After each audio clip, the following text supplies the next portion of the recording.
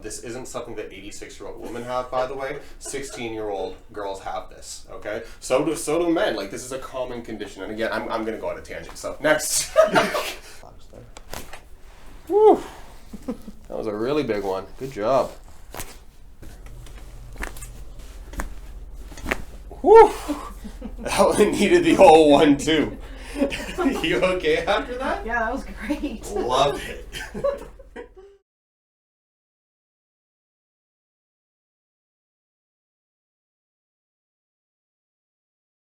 Chelsea, good to meet you today. Yeah, you as well. So Chelsea is a new patient today who I legitimately don't know very much about. She did tell me that she has a history of seeing chiros like a while back to help with various issues and a couple of honestly unprofessional scare tactics that were used.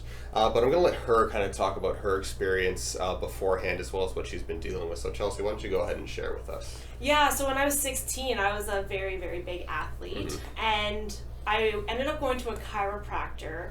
And they did this whole assessment and told me I had a body of an 86-year-old woman at the age of 16. Yeah. Always great. So I had to go 3 times a week for like 8 weeks. And then I stopped going for a long period of time. And then the last time I went to a chiropractor was probably 5 years ago, just for... Okay, yeah, just for a checkup for whatever reason. All right, yeah. Exactly. Now, historically, like, you probably went to that initial chiro for a reason. Yes. What was the reason that you went in? I had extreme lower back pain, and in the middle of a basketball game, my back just kind of gave out. That's not ideal. That's the worst time, is in the middle of a game right? for that to happen. Yeah, okay. Exactly. So because of that, I was referred to a chiropractor. Now, is that still... Like today, we talked briefly, we're doing like neck, upper back, lower back essentially, but is that primarily your main concern, like a history of lower back pain, or like what is your main? It's usually like lower back, hips, okay, and then like upper shoulders, neck. Got it. All right, so we can absolutely take a look at all those today. I talk about this a lot on this channel, but if you're a healthcare provider that watches this, you need to be really careful about the language that you're using, and if you're using language like that intentionally, you're quite frankly being very, very predatory in that manner, okay? Like patients, I don't know any 16-year-olds without some sort of genetic predisposition who genuinely have bodies of 86-year-olds. It's not a thing, okay? They might be a little beat up, sure, depending on what they're doing, but using language like that is just harmful to a psyche, okay? And if you're doing it so they abide by your treatment plan, respectfully, get rid of your license. All right, so for today, well, tell me more about the neck and the upper back, because we talked about the lower back, but tell me about the neck and upper back. Yeah, well, I work from home, you know, so I sometimes get comfortable sitting outside without a table, with a laptop on my lap. Yeah. And you're a virtual assistant then yourself? Yeah, and I have a variety of different projects going on as well. So I tend to look down, and I stretch as often as I can, but you know, over time it does wear on your body. Of course, yeah, of course, exactly. Of course. So stretching is great for pain relief, pain symptom management. Do you do any kind of activity in your free time, like physical activity, to try to combat this, or are you pretty absorbed in your business? As a business owner, I get how easy it is to get absorbed into these things. Exactly. Yeah. I do really focus on trying to have that work-life balance. So I go for a lot of walks, I go for runs, I do yoga, and then I have a 6-year-old daughter too. That's so gonna I tend to also require like a little bit of time. I hear that kids take up a lot of time. Yeah, I don't know if they're serious or not, but you just put them down and they take a nap. That's how that works, That's all right? they do. They take care of themselves. Yeah, that's a joke. Okay. All right. So lots of things going on. Business owner, young child. You've been dealing with these issues for a while. Do you get any headaches at all, or not particularly? I do sometimes, but I just try to like self-manage with massaging my own back. Fair. You know, you got to do what you got to do in the moment. Exactly. Do you see any other practitioners currently? Either chiro, physio, massage, osteo? No. Nothing? Okay. So happy that you're here today. Hope we can help to take some care of you, okay? All right. Excited. So let's get into the physical exam and then figure out what would be best for you. Perfect. So do you actually have something to tie your hair up with by chance? If you don't, I have hair ties. That'd be great. Okay, there we go. Let's go ahead. You good with this one? Yep. There you go. Do you want a high, low? Probably high, please. Yeah. I dated a girl once who would always forget hair ties, like nonstop. So eventually I bought like 100 of them and kept them in my car. I was the greatest boyfriend for that week because that's so considerate. But I have since taken that knowledge with me into practice. I love that. Throwback to undergrad days. Okay. All right, so up here. So I'm going to start by getting you to bring your chin down to your chest for me, please. Does that provoke any kind of discomfort in the back area or the neck? Okay, more here. So she's getting pulling down into the left side of the upper back there. So we're more into the rhomboid or the paraspinal region. Look forward for me again, please. I need you to turn your head to the right as far as you can. We get to about 45 degrees, maybe 50. Go to the left, please. We get to 45 solid. Okay, so we might have a little bit of an increase on the right side, or rather a decrease on the left side, but it's minuscule, so I'm not too concerned about it. I'll get you to look up towards the ceiling, please. Any discomfort back here as you do that? Extension is fine. Get you to tilt right ear to right shoulder. Get you to about 30, and left ear to left shoulder. Get you to again about, actually a little bit less on that one, maybe about 15 on that. So lateral flexion is a little bit affected there. Feeling through upper traps? Yeah, wow. Okay, so those are a little bit, would you say those are tense? I would call those tense. Okay. I guess you give yourself a really tight hug for me, please. Rotate as far as you can to the left, as far as you can to the left. We got some pretty good mobility there. We can get to about 50. Now rotate to the right, as far as you can to the right. Okay, less so on this side. Do you feel that difference yourself? Yeah, definitely. Okay, so to the left rotation, we're getting about 50 degrees. To the right rotation, we're only able to get about 30. Okay, so that's probably the most significant asymmetry that we've seen so far. Okay, good. You can drop the arms. You just stand up for me. Please try to bend down and touch your toes. Does that provoke any of the discomfort in the low back that you were talking about beforehand? No. No? Awesome. Okay, now I'm going to get you, instead of bending forward, you're going to bend backward. How about that one? Does that kind of cause the discomfort there? A little bit in the lower back. A little bit in the lower back. Both sides or only one side? More on the right side. Okay. I'll get you to have a seat for me. One thing that is worth noting on the way that Chelsea's standing here is we do see a pretty significant curve in the lumbar spine already, which gives us that appearance of a, I got to turn my hips this way, a protuberant glute region. Okay, so with this, you're gonna have your lower back held in extension pretty much constantly, and this is present in cases of what's referred to as lower cross syndrome. I'm not saying that's what's going on right now, but this is a very common standing posture that I see that contributes to chronically tight lower back issues. So would you say that this is tight pretty much all the time for you? All the time. So that's a pretty good sign. Well, it's not a good sign, but it's a pretty good sign alongside the patient report that this posture could be playing a role with an anteriorly tilted pelvis. So how do we untilt that? Let's do a little bit more examination to confirm that as a diagnosis. This isn't something that 86-year-old women have, by the way. 16-year-old girls have this, okay? So do men. Like, this is a common condition. And again, I'm going to go on a tangent. So next. Starting off with our classic straight leg raise test. Again, this checks for any kind of discal issues. Not expecting it, but I do it on pretty much anybody with a lower back complaint anyways. Any pain in the lower back with this? Okay. Yeah. So with that, are you getting a shooting pain down the back of the whole leg? Or no? More on the side. Okay, so you're getting some pulling on the side, and is that present more so on the back of the knee? Yes. Or, okay, all right. So I'll get you to slowly lower that down yourself. That was okay lowering? Yep, more in the lower back. More in the lower back still. Okay, so with a straight leg raise, if you are only getting pain in that leg, first off, a lot of people will be limited by tightness in the hamstring, back of the knee. That's what she's feeling when she says she's feeling it on the side there. When you do get pain that's limited to the back with a straight leg raise, especially on that lowering, what you're doing is you are eccentrically challenging the quadratus lumborum. And just so that you know what I'm talking about, because you don't have a background in kin or anything, do you, with that? Nope. No, that's okay. You're trying to lengthen the muscles of the back while they're tensing up. Okay, that's called an eccentric movement, and that is the hardest form of exercise a person can do. Even though this exercise is not hard, it's the most strenuous on the muscle. All right.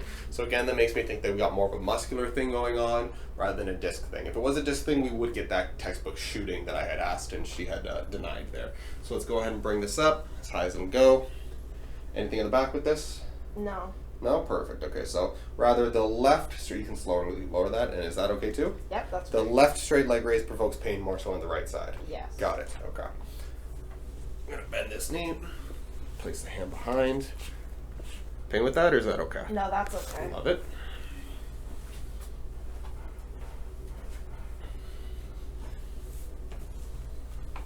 Yeah, that hurts. Oh, that's already painful. Where? Left side or right side? More on the left side. So Yeah, as I left press side. through, okay. So we got a little bit of SI involvement there. That's what the thigh thrust is testing. You guys are very familiar with that. We can see to that as well. I'll get you to go face down next. My hands are going to go on your back now, Chelsea, okay? Yep. All right, so in doing the tests with her face up, we found suspicion that her left SI was quite tender with that thigh thrust. We were also getting discomfort in the left QL while we were getting the lowering, or the right QL, excuse me, while we were getting lowering of the left leg. Was that correct? Yes. Perfect. Okay. So do you typically, you said you get discomfort on both sides? Yeah. Right. It's not just limited to one side or the other. So let's start by pressing through the left SI. Is that okay, or is that provocative? It's painful. It's painful. Okay. Provocative of pain. How's that? Not as bad as the Not other as side. bad, okay? So definitely some tenderness through that left SI joint there, but then let's go ahead and move up, look into the muscle itself. Yeah. To me, the right feels worse, but where do you feel it? When you're pushing there, it's on the right. It's on the right, okay. Yeah. So muscular, joint, mix of things going on here, okay? Ooh, freebie right there.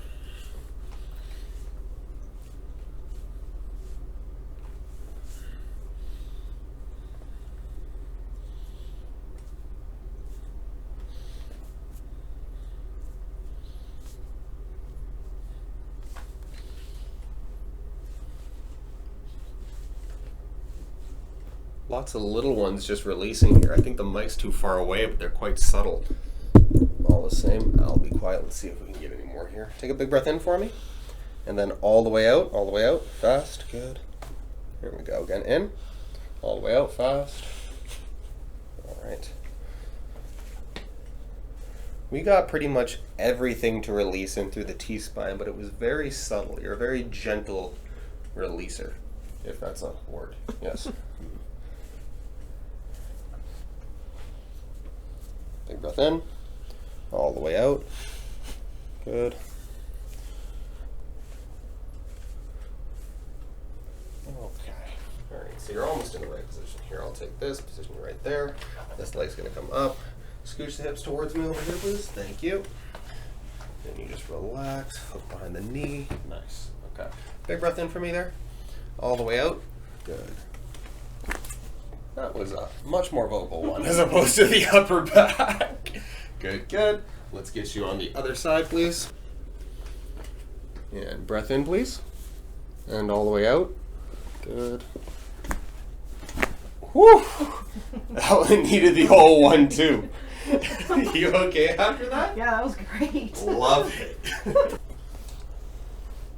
So we're going to feel through before we do anything. And to me, just right off the bat, at least the right side is feeling more tense than the left.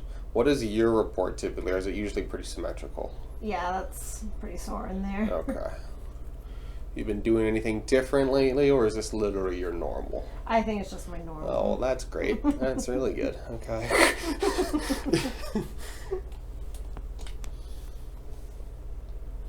Yeah, and there too. Okay. Yeah, okay, so I just needed to work a little lower down on that left side to find it.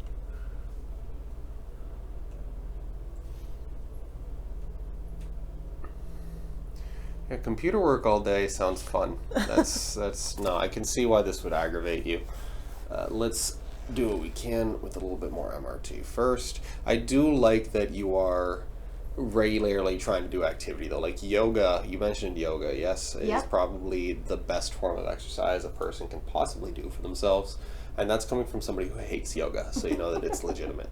I've done yoga exactly 8 times. It's kicked my ass more than any of my resistance training has, but it is definitely phenomenal. So good on you for doing that. I think it was when I was trying yoga once and the 50-year-old woman next to me was standing on her head, and I was like, okay, I know there's something here that I'm just clearly not picking up, but it's definitely good. Yeah. I need you to relax the head there. Good. Turn as far as you can to the left. Good. Relax there. Woo! That was a really big one. Good job.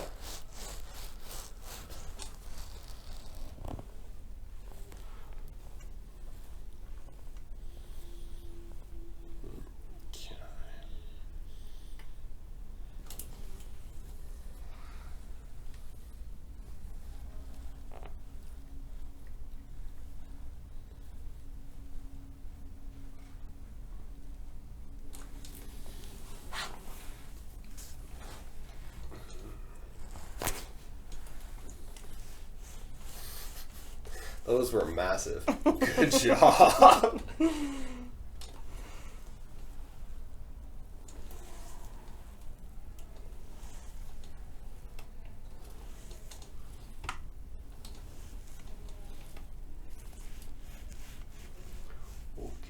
that feels a little bit different. Yeah, that before and feels after. great. I really hope so.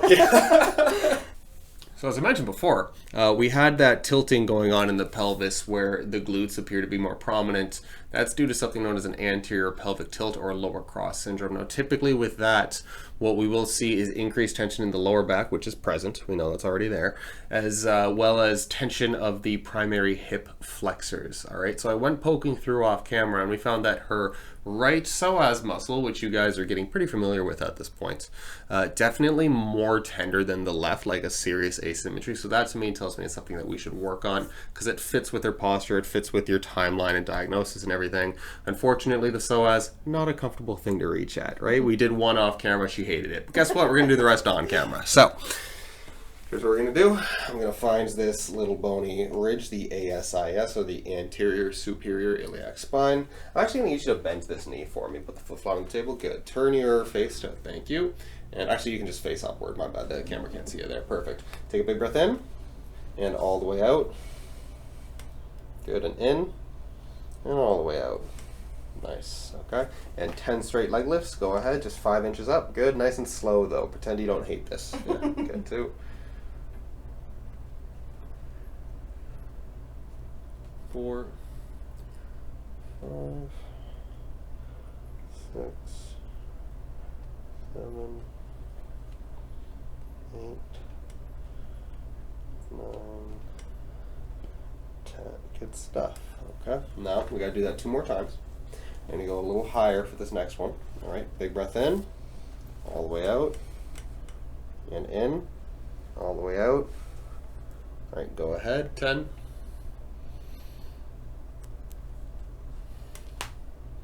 That was my elbow, not your hip. Yeah. That's 7. I'm so bad at 7. Perfect. I'm glad someone's paying attention. That's important. 9, 10. Good. All right. And then lastly, this one historically is the most tender spot. Okay. I like to save the worst for last. Yeah. So down here, breath in, all the way out. Once again, in, all the way out. And 10. Go ahead.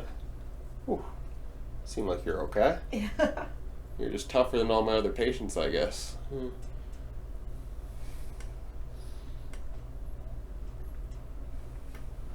7. 8. Oh my gosh. 9, 10. Good stuff. Good job. Tolerable? Yeah, that was painful. Terrible? Yeah, it's usually not the greatest feeling thing that happens in here, for sure. Chelsea had not heard of what fascia is, and usually if somebody has a chronic stiffness or tightness complaint, they don't know what fascia is. They usually have a fascial component because that means that they haven't had a practitioner work on it before, or if they have, that practitioner didn't do a great job of explaining it. All the same, let's get into it today. Very familiar with this on this channel. Now, Chelsea, you told me that you are self-employed. You built up your own virtual assistant business with your partner there. Yep. My question to you is, what is it about the virtual assistant business or the business as a whole that you find to be rewarding? Because that's a field that I'm kind of unfamiliar with. So. Yeah, well, for me, I initially started because I worked a Monday to Friday corporate job, and I just wanted more of that freedom and flexibility to travel. Oh, fair. Yeah. Yeah. Yeah. So I initially started to have that freedom, which was great. Now I work with so many incredible people all over the world. I work with national sport teams. I work awesome. with international photographers. I worked with a variety of people, and they've taught me so much that now I branch off into a variety of different avenues that allow me to have even more of that freedom and flexibility too. Good.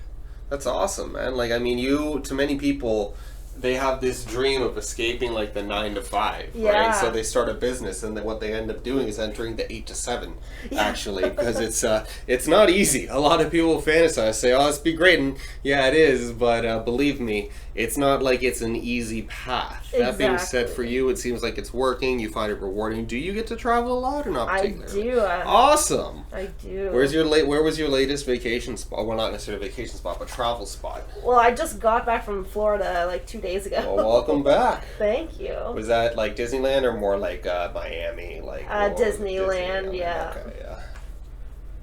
Yeah, I've been to Disneyland exactly once, and too many lines for me Exactly. personally. I don't think I'd ever go back. But Sorry, any future children. But, yeah, No, I agree. We did it once, and now we're good. exactly. Gonna roll this up, and we're just gonna do the lumbars too down here, okay? Mm-hmm.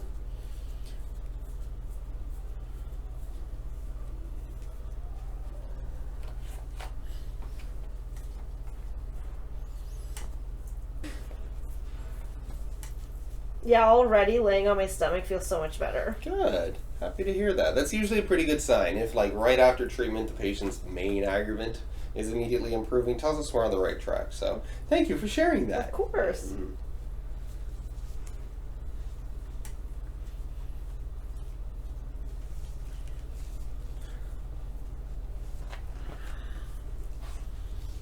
Actually, I'm just gonna literally fold that like that. Good.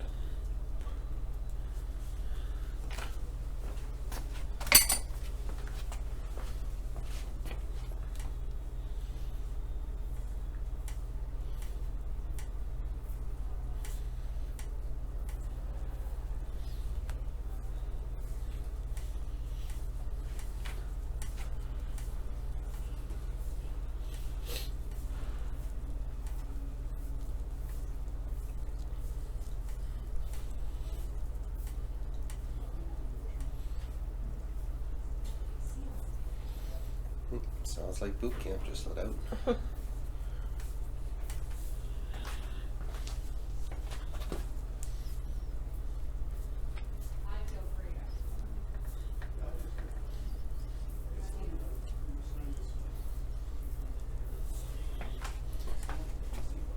Okay, so with people in the lobby, we're pretty much dropping the ASMR aspect of this. But what we can see here is a lot of petechiae is starting to show up within Chelsea's lower back. We've already got some just after using the primer up here in the thoracics too. But let's see what else we can find.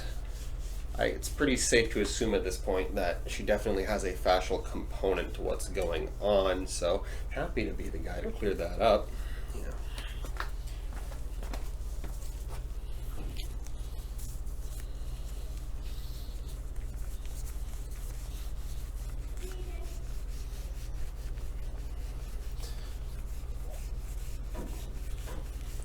Oh yeah.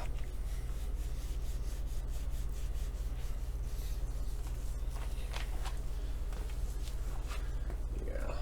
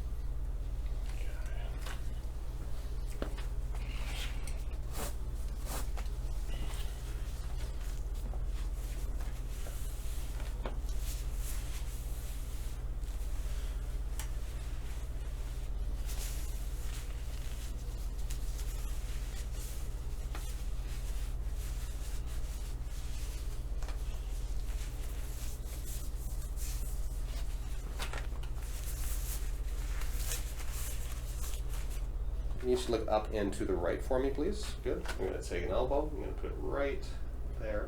And you should just slowly look down to the left. Go ahead. Is that you or me? I think it's you. Okay. Up and to the right. Down to the left. Ooh. You okay? Yeah. That was okay. Up and to the right. Down to the left. Up to the right. Down to the left. Up to the right. Down to the left. Good. Okay, tilt right ear to right shoulder. And tilt left ear to left shoulder. So, sorry, slowly my back to the right. Now slowly left to left. Good. Right to right. Slowly left to left. Right to right. Slowly left to left. Good. We're going to repeat that on this side. Good. Just look up and to the left for me. Good. Now slowly down to the right. Go ahead. And up to left. Down to right slowly.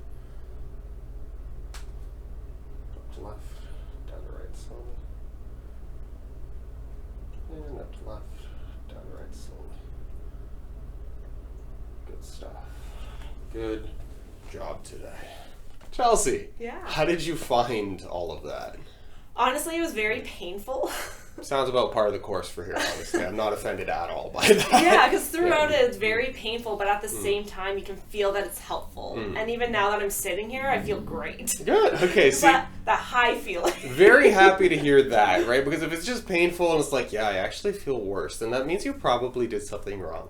But I'm happy to hear you're feeling better. Yeah. Out of curiosity, with the previous chiropractor 16 years ago, did they do as comprehensive and as much of an appointment as I did today with you, or not particularly? No, not at all. They Okay. they even had a different table. At a different table. Okay, Yeah. what was it about that? Like, it was probably, it doesn't even matter, really. I'll take that in itself as, you know, just being more thorough with your patients, okay, being more comprehensive and looking for movement patterns with movement-related conditions, usually a really good way to go, and it also establishes more of a patient rapport, guys. Okay, so you did have a question for me, and I Yeah. said, ask me on camera, because it's better to ask me on camera. What was that question? How do I prevent these injuries in the future? Right, so you're doing a lot of good stuff to begin with, okay? So like you're already doing your yoga, you're stretching, and that is usually the starting point that I want people to get at, is where they find activities that they enjoy and they do them, okay? Mobility in itself is beneficial to just about every condition across the board. That being said, with the anterior pelvic tilt, all right, there are specific imbalances that are being created that just generalized mobility themselves won't necessarily resolve, okay? So that, with the case of lower cross syndrome, which is what I've communicated with you as your diagnosis leaving here today, we are looking at hypertonic or very tight hip flexors, as well as lumbar paraspinals, and consequently, I'm not going to say loose, but not as active or less engaged, less hypertensive. No, that's blood pressure. It's been a long morning, apparently. Comparatively, I don't like to use this word, weak, hamstrings, glutes, and abdominals. Okay, so the solution is less about mobility in your case, and it's more about targeted strength gains for the posterior chain, as well as the abdominals themselves. Okay, so my advice to you: do you do any kind of resistance training at all, or is it largely mobility based work that you're doing? Mainly mobility. Mainly mobility, okay. So within yoga or within any kind of mobility work that you're doing, I would want you to try to find exercises that target specifically the hamstrings, the glutes, and the abdominals. Okay, so specifically, I usually recommend Romanian deadlifts, which is something that I won't be showing you today. I could show you another day if you'd like to. They're not as scary as the word deadlift probably rings in your head. I promise they're a lot easier. Well, easier. As well as side planks, okay, are great places to start to strengthen these. And again, that will help to tilt the pelvis backward, bring you back to neutral, ultimately taking that stress off of the QLs or the low back pain that you're feeling. Okay. Perfect. Regarding the upper back and the neck, the best thing you can do is take regular movement breaks throughout your work day. Okay, a lot of people have this idea of like, oh, it's like my posture, you know, if I sit like this for too long, obviously I get pain. Well, yeah, if you do. But the caveat there is that even if you were to sit like this all day long, you'll develop pains in relation to this posture instead, okay? So it's more important that you're continuously changing up your position that's the thing that's going to decrease reoccurring pains and whatnot for you. Okay, that makes sense. Does that answer your question? Yeah, that's all right. There you go. Do you have any other questions for me at all? You please put me on the spot. That's fine if you do. No, that's great. Okay. I'm feeling great right now. Okay. Well, I'm glad you're feeling well. Thank you for coming in. Thank and you. if there's ever anything else you need from me, I'm just a message away. Thank all you right? so much. Good to meet you, Thank Chelsea. you as well. Don't forget to like, comment, and subscribe. Thank you, Chelsea.